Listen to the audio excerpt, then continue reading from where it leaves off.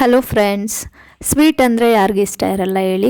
ಅದರಲ್ಲೂ ಮನೆಯಲ್ಲಿರುವಂಥ ಇಂಗ್ರೀಡಿಯೆಂಟ್ಸ್ನ ಯೂಸ್ ಮಾಡಿಕೊಂಡು ಬಾದುಷಾನ ಯಾವ ಥರ ಮಾಡೋದು ಅಂತ ನಾನು ಈ ವಿಡಿಯೋದಲ್ಲಿ ನಿಮಗೆಲ್ಲ ತೋರಿಸ್ಕೊಡ್ತಾ ಇದ್ದೀನಿ. ಫಸ್ಟ್ ನಾನಿಲ್ಲಿ 3 ಕಪ್ ಮೈದಾ ಹಿಟ್ಟು ತೊಗೊತಾ ಇದ್ದೀನಿ. ಈ 3 ಕಪ್ಪಲ್ಲಿ 20ರಿಂದ 25 ಬಾದುಷಾ ಸ್ವೀಟ್ನ ನಾವು ಮಾಡ್ಕೊಬೋದು.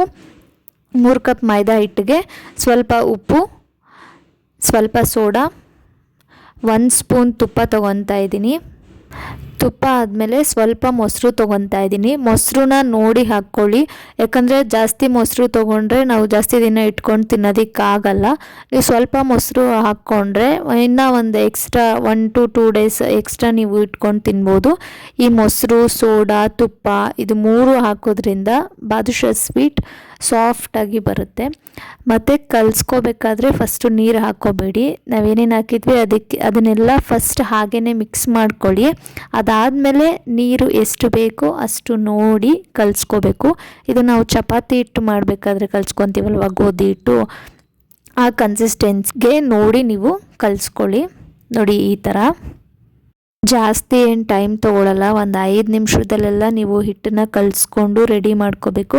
ಅದೆಲ್ಲ ನೀಟಾಗಿ ನಾದ್ಕೊಂಬಿಟ್ಟು ನೋಡಿ, ಬಾದುಷಾ ಸ್ವೀಟ್ ಸ್ವಲ್ಪ ಲೇಯರ್ಸ್ ಥರ ಇರುತ್ತಲ್ವ, ಅದಕ್ಕೆ ಆ ಥರ ಬರಲಿ ಅಂತ ನಾನು ಹೀಗೆ ಮಾಡ್ತಾಯಿದ್ದೀನಿ. ಸೊ ಇದಾದಮೇಲೆ ಇದನ್ನು ಒಂದು 5 ನಿಮಿಷ ಹಾಗೆ ಎತ್ತಿಡಿ. ಇವಾಗ ನಾವು ಸಕ್ಕರೆ ಪಾಕನ ರೆಡಿ ಮಾಡ್ಕೊಳ್ಳೋಣ.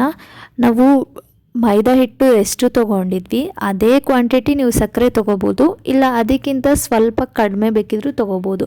ಇವಾಗ ನಾವು ಮೈದಾ ಹಿಟ್ಟು 3 ಕಪ್ ತೊಗೊಂಡಿದ್ವಿ, ಇಲ್ಲಿ 2.5 ಕಪ್ ಸಕ್ಕರೆ ತೊಗೋಬೋದು. ಇಲ್ಲ ನೀವು ಸ್ವೀಟ್ ಸ್ವಲ್ಪ ಜಾಸ್ತಿ ತಿಂತೀರಾ ಅನ್ನೋಂಗಿದ್ರೆ 3 ಕಪ್ಪೇ ತೊಗೊಳ್ಳಿ, ಪರವಾಗಿಲ್ಲ ಸಕ್ಕರೆನೂ. 3 ಕಪ್ ಸಕ್ಕರೆಗೆ 1/4 ಕಪ್ ನೀರು ಹಾಕ್ಕೋಬೇಕು. ನಾನಿಲ್ಲಿ 1 ಏಲಕ್ಕಿ ತೊಗೊಂಡಿದ್ದೀನಿ. ಆ ಏಲಕ್ಕಿನ ಪುಡಿ ಮಾಡಿಬಿಟ್ಟು ಆ ಸಕ್ಕರೆ ಪಾಕದೊಳಗಡೆ ಏಲಕ್ಕಿ ಪುಡಿನ ಹಾಕ್ತಾಯಿದ್ದೀನಿ. ಸಕ್ಕರೆ ಪಾಕ ರೆಡಿ ಆದಮೇಲೆ ಒಂದು 4ರಿಂದ 5 ಡ್ರಾಪ್ಸು ನಿಂಬೆ ಹುಳಿ ಹಾಕ್ತಾಯಿದ್ದೀನಿ. ಈ ಸಕ್ಕರೆ ಪಾಕನೂ ಅಷ್ಟೇ, ಈ ಜಾಮೂನಿಗೆ ಮಾಡ್ಕೋತೀವಲ್ವ ನಾವು, ಆ ಥರ ಎಲ್ಲ ಅಷ್ಟೊತ್ತೆಲ್ಲ ಬಿಡೋದು ಬೇಡ. ಜಸ್ಟ್ 1 ಲೇಯರ್ ಬಂದರೆ ಸಾಕು. ಇದು ಗಟ್ಟಿ ಆಗಿಬಿಡುತ್ತೆ ಅಂತ ಹುಳಿ ಹಾಕ್ಕೊತಾ ಇರೋದಷ್ಟೇ. ಮತ್ತು ಇವಾಗ ಮುಂಚೆನೇ ರೆಡಿ ಮಾಡ್ಕೊಂಡು ಇಟ್ಕೊಂಡಿದ್ವಲ್ವ ನಾವು ಹಿಟ್ಟು, ಆ ಹಿಟ್ಟನ್ನ ಪೂರಿಗೆ ತೊಗೊತೀವಲ್ವ ಅಷ್ಟು ತೊಗೊಂಡ್ರೆ ಸಾಕು. ಅಷ್ಟು ತೊಗೊಂಡು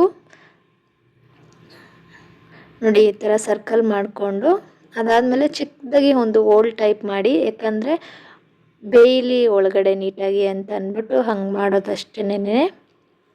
ಇದರಲ್ಲಿ ನಾನು ಹೇಳಿದ್ನಲ್ವ ಒಂದು 20ರಿಂದ 25 ಆಗುತ್ತೆ ಬಾದುಷಾ ಅಂತ. ನೋಡಿ ಎಲ್ಲದನ್ನು ಹಂಗೆ ರೆಡಿ ಮಾಡಿಕೊಂಡು ಎಣ್ಣೆನ ಕಾಯೋದಕ್ಕೆ ಇಟ್ಟಿದ್ದೆ, ಎಣ್ಣೆ ಒಳಗಡೆ ಬಿಡ್ತಾಯಿದ್ದೀನಿ. ಇದು ಬೇಯೋದಕ್ಕೆ ತುಂಬ ಟೈಮ್ ತೊಗೊಳುತ್ತೆ, ಒಂದು 15ರಿಂದ 20 ನಿಮಿಷ ಆದರೂ ಬೇಕು ಒಂದು ಸೈಡ್ ಬೇಯೋದಕ್ಕೇನೆ. ಅದು ಗೋಲ್ಡನ್ ಕಲರ್ ಬಂದಮೇಲೆ ನೋಡಿ ಅದನ್ನು ಟರ್ನ್ ಮಾಡಿ, ಮತ್ತು 2 ಸೈಡ್ ಬೆಂದ ಮೇಲೆ ತೆಗೆದು ಅದನ್ನು ಮುಂಚೆನೇ ರೆಡಿ ಮಾಡ್ಕೊಂಡು ಇಟ್ಕೊಂಡಿದ್ವಲ್ಲ ಸಕ್ಕರೆ ಪಾಕ, ಆ ಸಕ್ಕರೆ ಪಾಕದಲ್ಲಿ ಹಾಕಬೇಕು. ಇಲ್ಲಿ ಫ್ಲೇಮು ಮೀಡಿಯಮ್ಮಲ್ಲೇ ಇರಲಿ, ತುಂಬ ಜಾಸ್ತಿ ಇಟ್ಕೊಂಬೇಡಿ ಫ್ಲೇಮು. ಮತ್ತು ಸುಮ್ಮನೆ ಮೇಲೆ ಮಾತ್ರ ಕಲರ್ ಬರುತ್ತೆ, ಬಟ್ ಒಳಗಡೆ ಬೆಂದಿರಲ್ಲ, ಹಾಗಾಗ್ಬಿಡುತ್ತೆ. ಅದಕ್ಕೇ ಫ್ಲೇಮ್ ಯಾವಾಗಲೂ ಮೀಡಿಯಮ್ಮಲ್ಲೇ ಇರಬೇಕು ಬಾದುಷಾ ಮಾಡಬೇಕಾದ್ರೆ. ಸೇಮ್ ನಾವು ಜಾಮೂನ್ನ ಹೆಂಗೆ ಪಾಕದಲ್ಲಿ ಹಾಕ್ಬಿಟ್ಟು ನೆನೆಸ್ಬಿಟ್ಟು ಇಡ್ತೀವಲ್ವ, ಅದು 1 ಡೇ ನೆನೆದ್ರೆ ಚೆನ್ನಾಗಿರುತ್ತೆ ಜಾಮೂನ್ಗೆ. ಬಟ್ ಇದು ಅಷ್ಟು ಟೈಮ್ ಏನು ಬೇಡ, ಒಂದು ½ an hour ನೆಂದ್ರೂ ಸಾಕು. ನೋಡಿ ಈಗ ಬಾದುಷಾ ಸ್ವೀಟ್ ರೆಡಿ ಆಗಿದೆ. ಯಾರಿಗೆಲ್ಲ ವಿಡಿಯೋ ಇಷ್ಟ ಆಯಿತು ವಿಡಿಯೋನ ಲೈಕ್ ಮಾಡಿ, ಮತ್ತು ಬೇರೆಯವ್ರಿಗೂ ವಿಡಿಯೋನ ಶೇರ್ ಮಾಡಿ.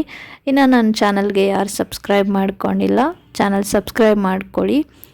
ಮತ್ತು ನೆಕ್ಸ್ಟ್ ವಿಡಿಯೋದಲ್ಲಿ ಸಿಗೋಣ. ಅಲ್ಲಿವರೆಗೂ ಎಲ್ಲರಿಗೂ ಬಾಯ್ ಬಾಯ್.